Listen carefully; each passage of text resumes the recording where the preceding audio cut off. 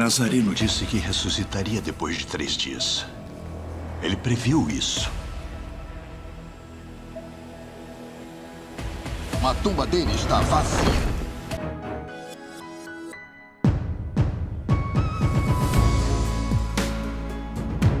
Saudações a todos, hoje é domingo de Páscoa, uma feliz Páscoa para todos vocês e para a sua família.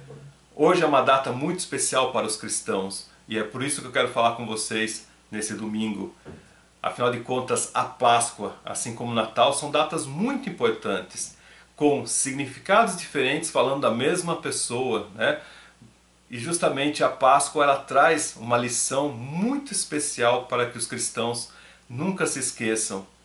Que lição que é essa? Você que me acompanha aqui no canal Web Terapias, você que já assistiu minhas palestras, você que já ouviu meus programas de rádio, você que já viu alguma reportagem minha, já deve ter percebido que eu falo com muito carinho sobre essas datas, tanto o Natal como a Páscoa, já que elas têm um conteúdo oculto muito poderoso em que ele é pouco revelado para as pessoas. Até mesmo o significado evidente dela não é revelado para as pessoas. Pelo contrário, há uma distorção imensa, há uma manipulação imensa. Basta você ver os vídeos aqui que eu falo sobre Páscoa e vocês vão entender todo esse lado oculto, todo esse significado e toda essa manipulação comercial.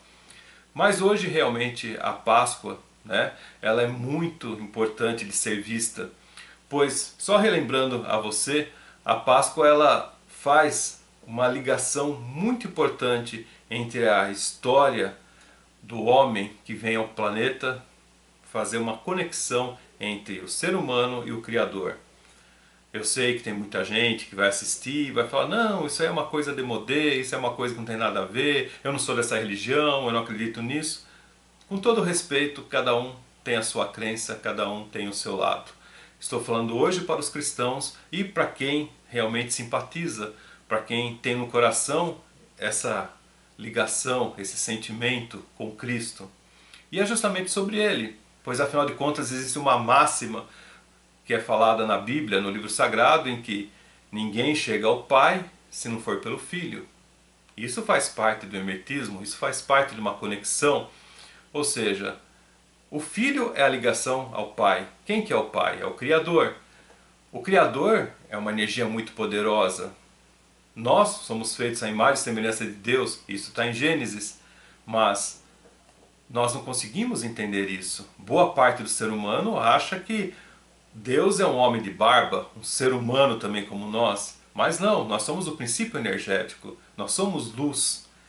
E essa luz, as pessoas até tentam entender um pouquinho, mas ela é muito maior quando se fala sobre o Criador. É impossível de descrever, porque se a gente colocar uma definição sobre Deus, como já diz Spinoza, a gente coloca fim a Deus. Definir é dar fim. E Deus é algo que não tem fim, pois é uma energia pura. Deus é algo que cresce, é algo que expande. Por isso que Ele é onipresente, onipotente, né? E Ele não tem como ser definido. Mas sabemos que somos feitos à imagem e semelhança dEle. A conexão entre essa energia tão grande, poderosa, ao ponto de ser chamada de Criador, ela precisa ser feita com o ser humano.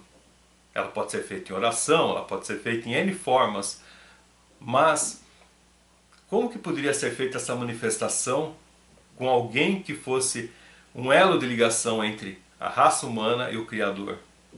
E esse alguém vem na forma humana, um anjo na forma humana, chamado pelos cristãos de Jesus Cristo, mas o nome oculto dele é Oxua Pai Pandira.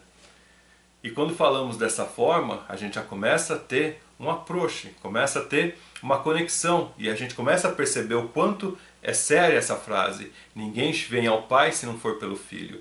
Então esse Filho, através, vamos dizer assim, dessa, não vamos falar a palavra diminuição, mas é mais ou menos isso, né?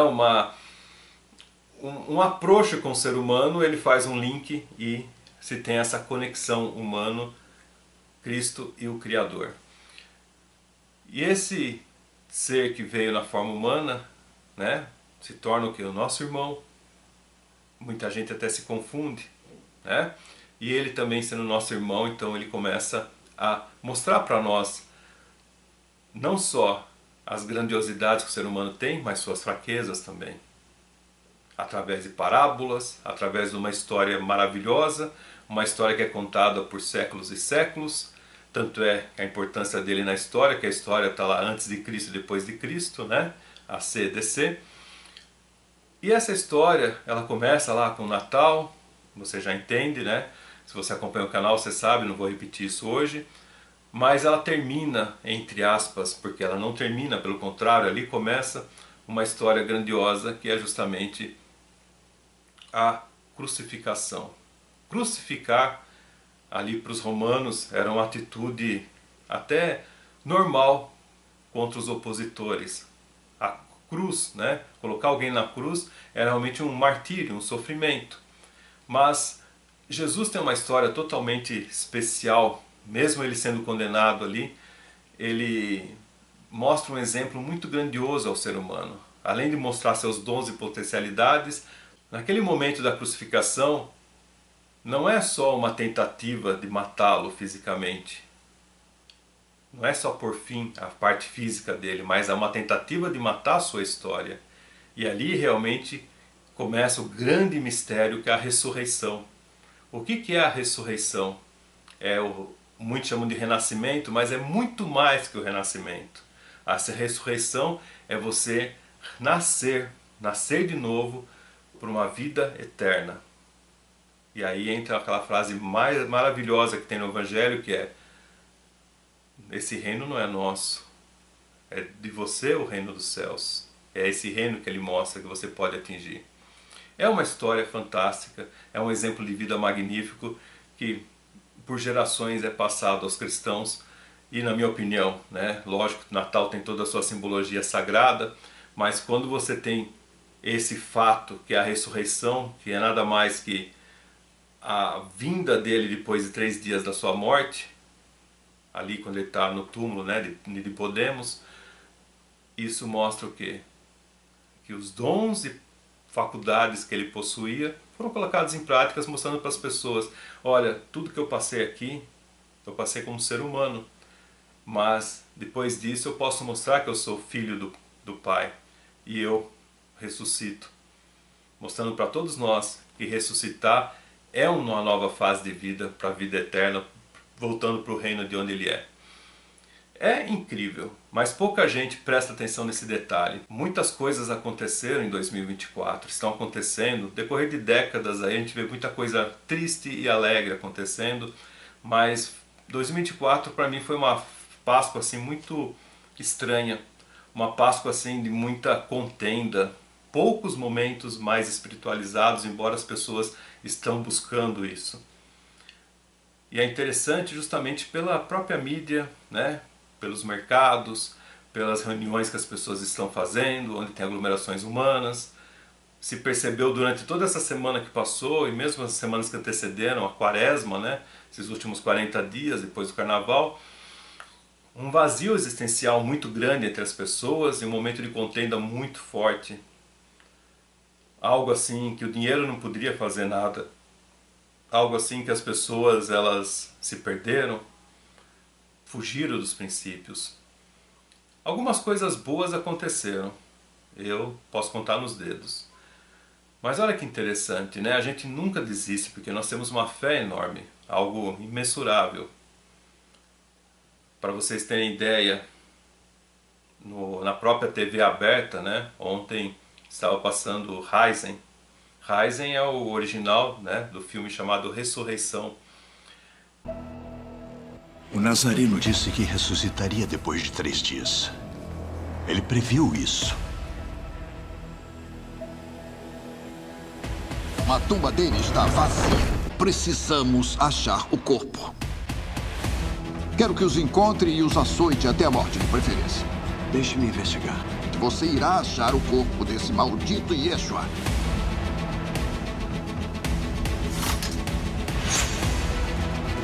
Quando o Messias vier, Roma não será nada!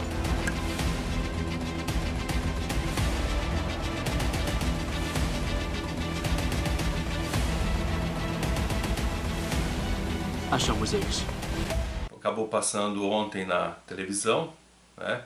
E esse filme mostra uma visão, vamos dizer assim, um pouco diferente daquela visão que é colocada nos filmes, aquela visão mais de acreditar, aquela visão que é daquele jeito e poucas pessoas pensam. Tanto é que até brinquei, né? Quando eu vi a primeira vez esse filme em 2016, até falei ao pessoal, falei, nossa, o pessoal tá lendo aquilo que eu falo, né? Nos workshops que eu falava da história oculta de Jesus. E é interessante porque nesse filme essa versão diferente, entre aspas, não é diferente, mas é uma versão muito mais voltada à história oculta, mostra até o nome dele como Oshua, né, não como Jesus. E tem a história lá, né, de um centurião romano em que ele está incumbido justamente de controlar, né, esse período que foi a crucificação de Jesus, a colocação dele na cruz e os últimos momentos dele até ser colocado na tumba. Então é um filme que mostra esses bastidores. É um filme assim muito legal, muito interessante para você pensar sobre um outro ângulo. Porque até então dá a impressão que os romanos iam lá, matavam ele, todo mundo comemorava, depois de muito sofrimento e acabou. Não, mostra um certo drama de uma pessoa poderosa, né, como um centurião, matando um oponente, porque até então pareciam... tinha lá os outros dois que morreram na cruz, que eles foram mortos normalmente, como a crucificação normal romana. Mas Jesus tinha todo um enredo por trás, né? Tinha o povo hebreu que já falava dele, já tinha o povo nazareno que falava dele, e todo aquele período, né, gera uma história. Quem é esse Jesus? Quem que ele é? O que ele significa? Então, esse Jesus realmente é algo especial, em que um oponente, vocês devem saber muito disso, quando você tem dois oponentes muito fortes, um oponente respeita o outro, apesar de repente eles terem raiva entre si, né? Vocês veem isso em luta de boxe, luta de MMA, né? Tem sempre aquela coisa, não aquelas coisas assim, carta marcada, mas vocês veem que as pessoas têm um certo respeito, né? Quando são jogos individuais, quando são duas pessoas muito fortes, ela tem um código de conduta, uma ética, né? Uma coisa bem interessante. Mesmo eles estando degladiando, eles têm um respeito muito grande. E é interessante que esse filme fala justamente sobre essa situação desse centurião estar ali tomando conta do que aconteceu, e ele fala, bom, estão falando que ele vai voltar, que ele vai renascer depois de 3 dias. Então ele tem que ficar muito atento, ele tem que ver, puxa, como que ele vai voltar daqui a 3 dias? Ele tem que ter certeza que ele está morto. E aí tem o momento da lança, quando a lança é fincada, né? E eu falo muito isso na visão oculta, né? Tem aqui vídeos no canal, eu explico por que aquela lança foi colocada daquela maneira. É incrível, né? É uma coisa... Essa história do centurião, se ele existiu realmente ou não, né? Já é uma outra coisa que vocês têm que pesquisar. Mas a colocação dessa pessoa como uma pessoa preocupada que realmente Jesus iria voltar depois de 3 dias, mostra uma coisa para se repensar, uma coisa para você, puxa vida, estão contando uma história diferente ou estão permitindo que a história verdadeira seja contada? Uma vez que ele faz, né, todo o processo ali com os soldados dele, e o, entre aspas, né, é corpo, né, mas para eles é o cadáver, é colocado na tumba lá de Nicodemos e depois é rolado uma pedra, aquilo significa muita coisa, porque os outros 2 ladrões que foram colocados lá, né, depois foram tirados da cruz, tem um momento que eles são mortos, né, tem a pessoa lá que faz todo esse processo da crucificação, e esses 2 vão para uma cova comum, onde tem outros cadáveres, né, mas Jesus, ele é tirado a vida de uma forma diferente, e ele vai para esse sepulcro, né, onde é a pedra rolada, uma pedra que rola, e ficam lá soldados romanos já de prontidão para que não aconteça nada, para que realmente aquele corpo não saia dali. Então ele é rolado no santo sudário e tudo mais, e fica esse drama no filme inteiro, que é bem interessante para as pessoas pensarem. Muito interessante. Em determinado momento essa pedra sai, mesmo com os soldados ali, né? E aí vem toda a história onde esse centurião fica assim abismado, né, com o que ele ouve. A princípio ele não acredita, embora ele teme, e depois ele segue os apóstolos, né, os discípulos, tudo mais. É uma história assim magnífica, uma história muito linda. Esse filme mexe realmente, e isso passou na TV aberta de uma forma interessantíssima. Só para dar um pouco mais de spoiler para vocês assistirem, quem sabe depois eu faço um react desse filme, né? Tem um momento ali que os soldados contam, né? Relatam para o centurião: olha, aconteceu isso. Eu sei que você não vai acreditar, mas teve uma luz muito forte. E as cordas foram quebradas ali da pedra, né? E realmente então ele ressuscitou, embora ninguém acreditava. Então tem todo o drama por trás. Eu vou deixar o link depois aqui desse vídeo. Bom, e aí é uma história magnífica, né? Uma história contada em plena TV aberta, que hoje, né, essa emissora infelizmente está lá fazendo tanta coisa ruim, tanta falta de ideia, mas de repente coloca um filme desse para as pessoas pensarem. Eu achei assim admirável, uma preciosidade no meio de tanta coisa esquisita na TV. Bom, e assim tivemos então essa coisa, né, dessa semana que antecede a Páscoa, onde as pessoas se preocuparam muito em dar presentes, em fazer coisas e, infelizmente, esqueceram o principal, que é entender a mensagem que o nosso Cristo deixou, né? Então, preste atenção nesse dia de hoje, ainda tem uns minutos aí, né, para que você medite sobre a ressurreição, medite sobre esse momento especial da sua vida. Afinal de contas, não é porque você está vivo que você não está morto. E aí a turma vai olhar para mim e falar: professor, o senhor virou Dilma? Não, é realmente uma frase de efeito que eu sempre falo nos cursos, né? Que eu sempre falo para as pessoas na iniciação, falar para elas: viu, você pode ser um morto-vivo. Você está vivo ou está morto? Aí as pessoas olhavam com uma cara de espanto. Simplesmente porque nós temos no mundo, né, as pessoas que acham que viver é apenas estar respirando.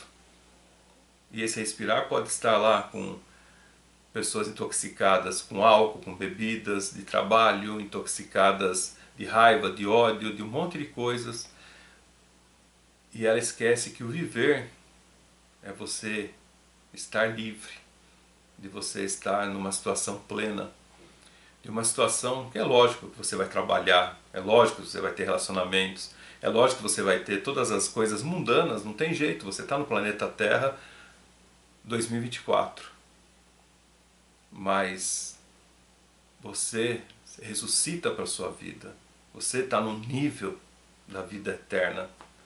É algo assim muito sutil para entender. Eu sei que tem pessoas que estão vendo esse vídeo agora que devem estar até chorando quando eu falo isso. Porque vamos pegar o outro lado dessa Páscoa, que é o Pesach, que é o momento de passagem, né? Pesach vem do hebreu passagem, que tem justamente uma conexão muito forte com o desligamento do povo hebreu ali do Egito, né? Justamente com Moshe, né? Que é Moisés, e Egito, né? Ele tem um significado oculto que significa escravidão. E esse povo, através da liderança de Moshe, que é um dos patriarcas conectados ao Criador, eles conseguem atravessar, né, uma vida nova, né, para uma nova terra, para a terra prometida. Só que tem todo um processo em acreditar na palavra, em seguir o que está sendo passado. O momento de chegar lá na frente do Mar Vermelho, e não pense que Moshe pegou lá, bateu o cajado e o mar se abriu em dois. Não, foi o momento de acreditar na palavra, de acreditar na força divina e andar, e ir para o outro lado. Muitas pessoas desistiram ali. Não pense que todos que estavam libertos do Egito conseguiram atravessar. E ao sair do outro lado na Terra Prometida é que entra o momento da fé, porque eles não teriam mais a vida, entre aspas, uma vida ruim, né, que ele tinha lá no Egito, que eles tinham no Egito, uma vida de escravidão, que tinha que acordar todo dia para trabalhar como escravos, mas eles teriam uma vida de liberdade, porém sem nada. Teriam que acreditar no maná que caía do céu, que alimentava eles. E teria que acreditar nos 10, né, as 10 leis do Testamento, onde Moshe sobe ali as pedras, lá na montanha, né, e aí ele traz as 2 tábuas da lei, né, com as leis que as pessoas tinham que reger. E essas pessoas também não acreditaram em Moshe, não quiseram esperá-lo. E quando ele desce, as pessoas estão lá comemorando com um bezerrinho de ouro, todos felizes, todos 10, né, curtindo. Todos os ouros que eles tinham lá derreteram, fizeram um bezerro de ouro e estavam lá todos embriagados, curtindo. Enquanto isso, Moshe desce, tinha acabado de falar com o Criador e está ali com as tábuas, para quê, né? Para nada. As tábuas que as pessoas, poucos estavam seguindo. Já falei isso também em vídeo, tem aqui no canal. Enfim, é um momento de grande reflexão.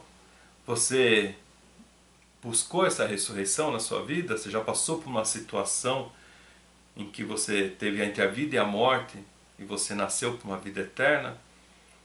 Não que será eterno nessa terra, mas você será eterno na palavra de Cristo. Ou você ficou realmente preso ali no bezerro de ouro, curtindo as benesses da vida, preso numa escravidão?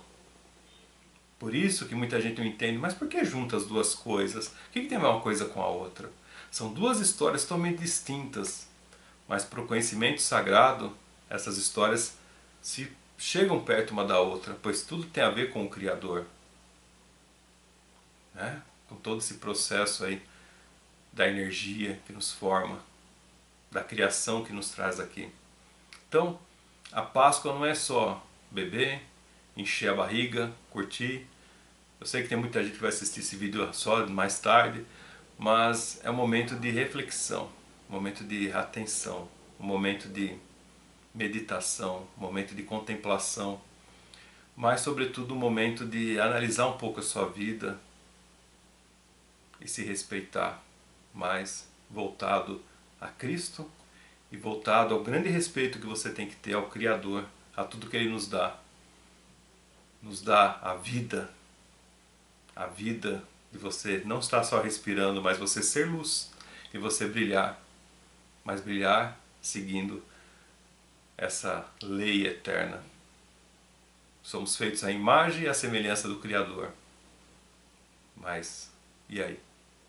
Parou para pensar sobre isso? Então isso é uma feliz Páscoa para vocês. Honrar a todos, bom resto de domingo. Daqui a pouco terá a minha live aqui no canal Web Terapias, a partir das 8 e pouquinho, né? Começa a live. Então, você é meu convidado, minha convidada, vem participar dessa live. Falarei de assuntos bem interessantes. Até mais. Arrivederci, ou seja, te vejo daqui a pouco.